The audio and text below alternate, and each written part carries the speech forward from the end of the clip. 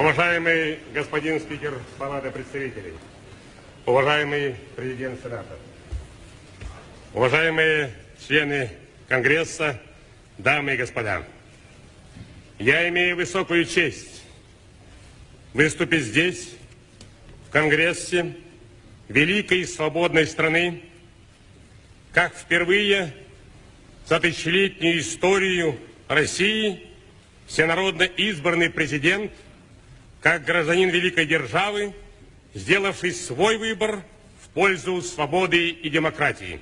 Коммунистический идол, который сеял повсюду на земле социальную рознь, вражду и беспримерную жестокость, который наводил страх на человеческое сообщество, рухнул.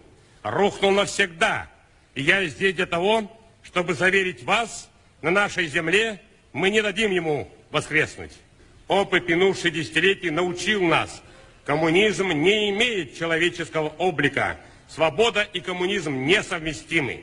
Мы чувствуем колоссальную ответственность за успех наших преобразований не только перед российским народом, но и перед гражданами Соединенных Штатов Америки, перед всем человечеством. Сегодня свобода Америки защищается в России. И если реформы провалятся, придется заплатить многие сотни миллиардов долларов, чтобы хоть как-то компенсировать эту потерю.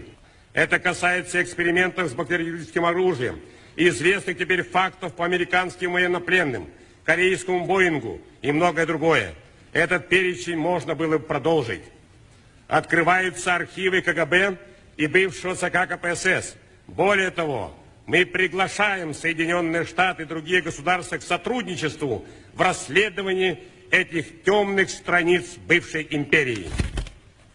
Хотел бы закончить свое выступление словами из песни американского композитора российского происхождения Ирвина Берлина. Господи, благослови Америку.